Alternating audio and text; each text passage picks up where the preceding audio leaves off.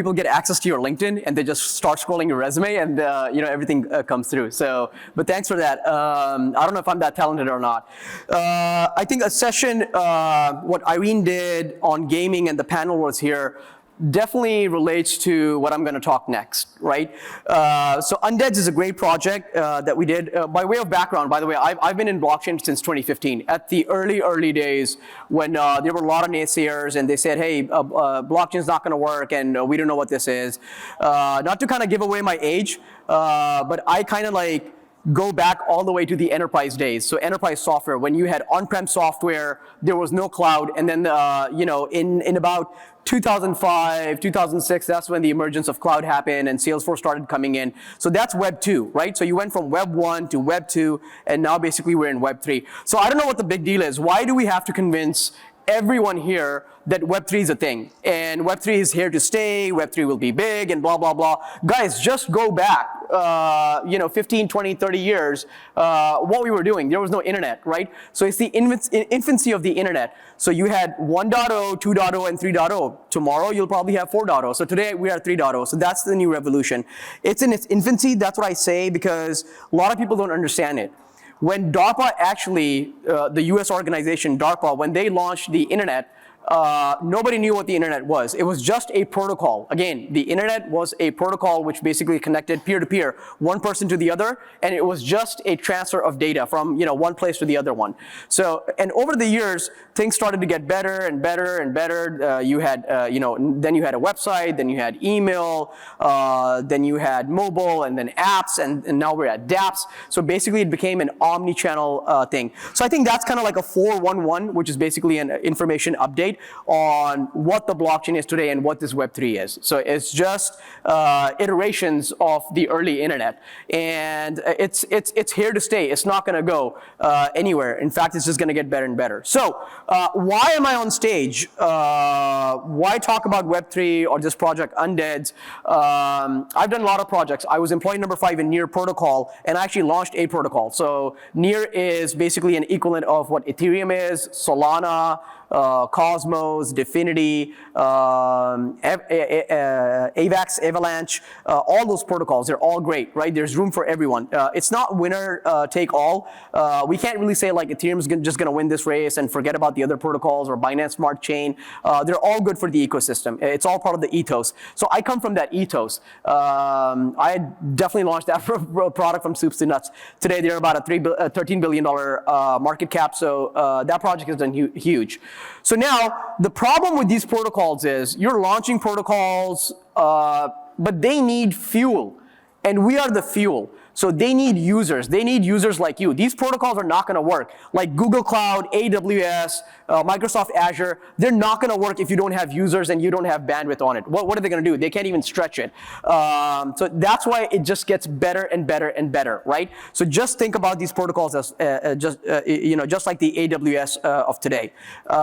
So with that, what we do is we bring gaming to our users. And everyone was a gamer initially in the earlier days. I've been gaming almost 30 plus years. I've played on every single major console that you can think of. So I've given thousands of hours to gaming, but the gaming hasn't given me back. I mean, yeah, it's a great stress reliever, but I haven't earned anything. So this is the play to earn. What the panel was talking about earlier, that this is the evolution of gaming. Now, gamers expect that if I'm spending time on your platform and I'm giving you my time, I should be making some money and I should be earning something. And rightfully so, they should be doing. So today, there's a lot of play to earn games. They're not as sexy, if you will. I think the UI UX is very clunky and it's not a fun experience for our users. So I think that's the type of problem that we're gonna solve today. So let me just quickly run something, if you can dim the lights a little bit. And I'm going to run a bit of a trailer, like what kind of a game we're building. So you kind of have a bird's eye view and you really understand this is what's coming next.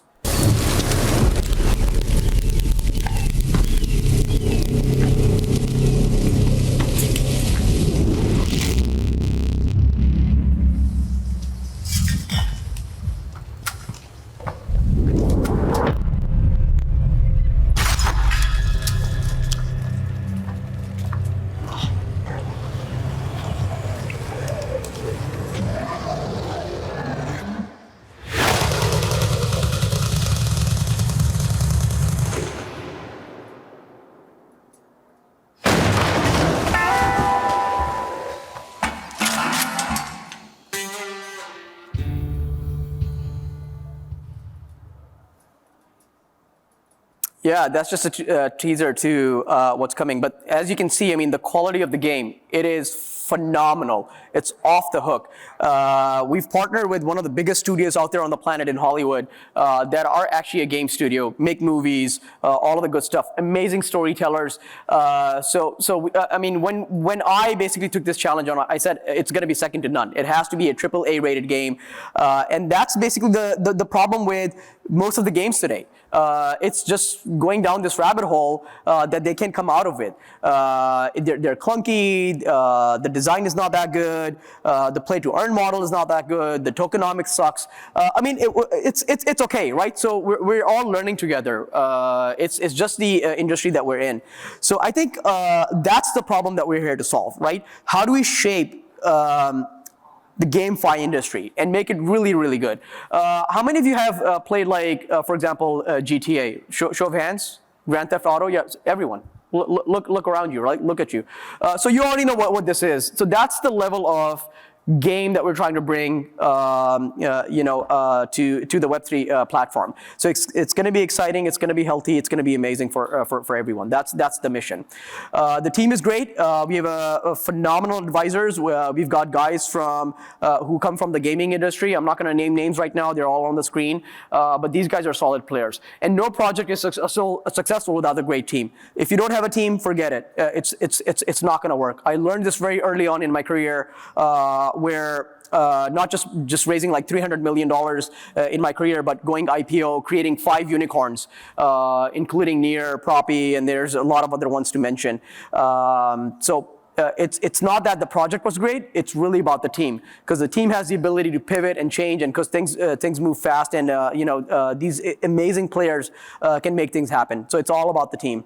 Again, let's just not do it a death by PowerPoint. I know you've been sitting here and you've been looking at a lot of slides and so forth, and obviously time is limited, but these are some of the partners.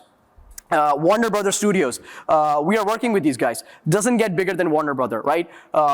They make phenomenal movies. They made Space Jam, they made Batman, and they make these games also that are on the console. They have an entire ecosystem. So once they get behind a project, it's merchandising, it's marketing, right? It's advertising everywhere around the world, like New York Times Square, everywhere. So we're very, very lucky that we've been able to partner with a studio that's basically backing us up, and vice versa. So they understand the potential of what blockchain gaming could be and what GameFi is, but they're also kind of like a little bit lost. They're like, we need the new school. We need people like you who can come and teach us what GameFi is and show us the ropes and so forth. We have the infrastructure. We can provide you with the storytelling and characters and so forth. So I think that's been great. And yeah, like even Amazon is a partner. Immutable X, these guys are a partner. All these guys are amazing, and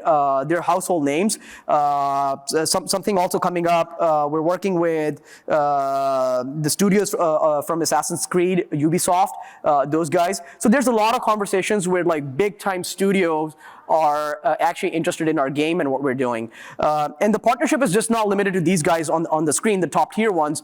It could be you guys as well. So what we're trying to do is we're trying to bring your NFTs into the game. So imagine if you have a character and you want to bring that character, let's say you have a CryptoPunk, right? Or you have a Bored Ape and you want to have that ape in the game. That's a possibility. So you can have your character play as your character in the game. So that's another challenge that nobody has been able to done before. So we can basically port your NFTs into our game, which makes the experience much more personalizable. So I think that's pretty awesome as well. Unreal Games as well, they're there as well. So what's going on? Where are you guys at? We are developing super fast.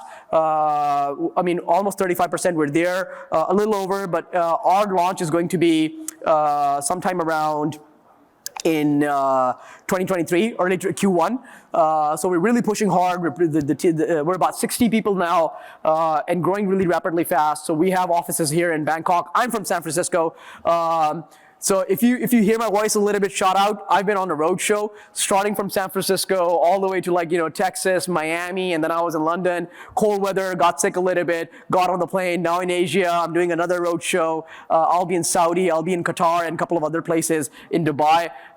They're also blockchain fans, and a lot of investors and a lot of folks. We've been getting a lot of love from these guys, and they're like, you gotta come, you gotta come, you gotta come. So I guess that's the job, right? When you become a CEO, it's just not managing a day-to-day thing. You kind of become a kind of a salesman. So that's kind of like what I'm doing. So doing a bit of a roadshow.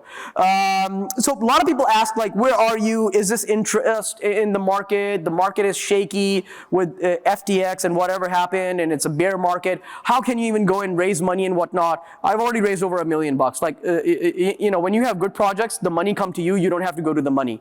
So I think that's where we've been really, really blessed, and it's been really, really amazing for us that we've been able to do this. I want to give a shout out to this guy, Nobody Eat. I don't know if you know him or not, but definitely follow this guy. He has like 30 Bored Apes or something, and more than $20 million of NFTs and CryptoPunks and whatnot.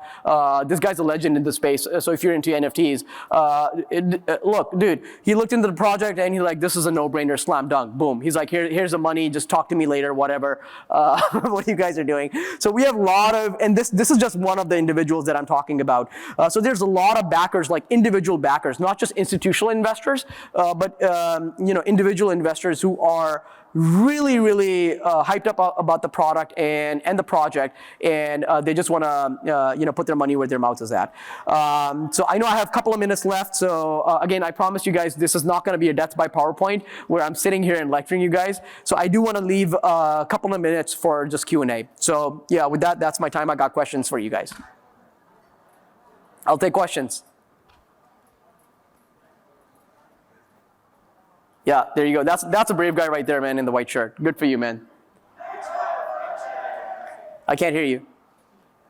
Which kind of engine you are using for your game? Yeah, I think that's a great question. Right now we are using Unreal. We're using those guys. They were on the board, but we're not married to just Unreal. It could be something else as well. So my strategy would be to build a multi-chain gaming, company and just not be married to one engine. I've got some AWS backing in there as well. So we do use cloud infrastructure. So there's a couple of things that we're basically using, but for now it's Unreal Engine. Yeah, great question. I mean, they're top tier. If you work with Unreal, the sky's the limit. You can build whatever you want to build with it. They're phenomenal. The speed, the scale, the breadth is just great.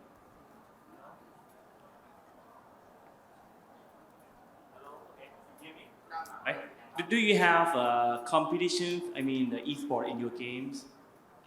Do I have competition with other games? Yeah. I mean, esport. Oh yeah, absolutely. Yeah. So you can create communities, you can create rooms, and you can create competition, and then people can come in and compete each other. So let's say if you are in your classroom and you're red class, you can go compete with the B class, right? And you can have 5-on-5, 6-on-6, whatever you want to do it. You can create that, and you can have that competition. So if you finish your platform, you ready to expand into the Southeast Asia or over the world, right? Correct. Yes, correct. Yeah, this is global, by the way. This is not local, so we don't intend to have it as a local thing. So okay. Yeah. So think about Fortnite. Think about Call of Duty. Right. Think about all those amazing games. What people have been doing, and it's bringing the global community together, right? And they can play and they can do all of that. One thing I do want to mention, we are working with Meta, formerly Facebook, to bring VR into the game. So I think VR is going to be in for the game since day one.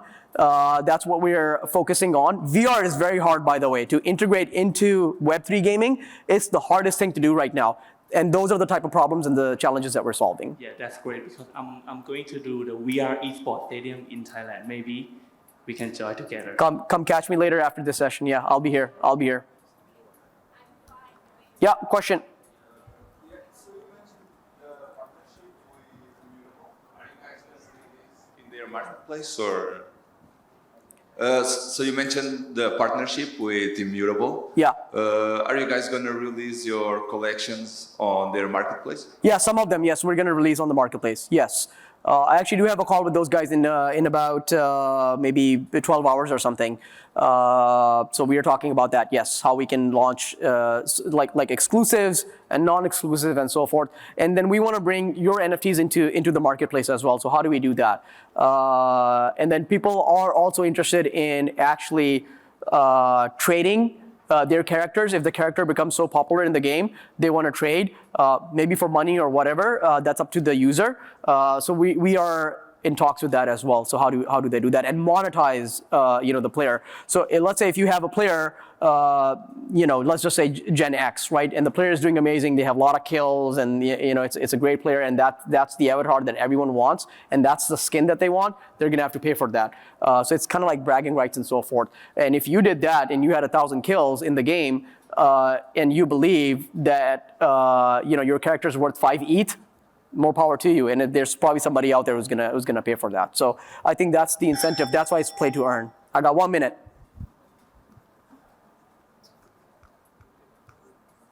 Questions? You guys are easy. This is a very easy room, by the way. There you go, lollipop. What about something that's not in the deadly side? Something what? Something not in the dark side, in the dead side. I can see that you're focused on the undead. How about the living? Oh, how about on the living? Well, the game is Undeads, but we're not limited to one game and one genre. So you start with a genre, right? So I think what we envision is Undeads will actually morph into some more of a studio, and then we'll launch other games, kind of like Ubisoft, or Warner Brothers and so forth. They have more characters and so forth. But it's baby steps, honestly. We have to do this right. If we do this right, then other characters come, right? The living and so forth and whatnot. But we felt like the RPGs are the best way to attract some of the users, and this is the feedback that we got, and people love they love playing RPGs. So that's what we went for. There was another question here in this section. Yeah, there you go. Hello. I'm GameFi builder. Do you think a real gamer will go out of their way to name MetaMask real gamer? VR gamer and MetaMask? Such as I'm gamer, but I don't like MetaMask. So again, like I said, we're not married to one platform or just MetaMask or a certain way of how you use a certain dApp. So I think it's going to be open and scalable. We're agnostic. The word is agnostic. We really don't care. Like we're not about like limiting users. I want like everyone to basically play and earn. So it's not going to be just MetaMask. You could do Trust Wallet. You could do Exodus. You could do any other wallet. Valora, Coinbase. Doesn't matter. So we're going to keep it open for everyone.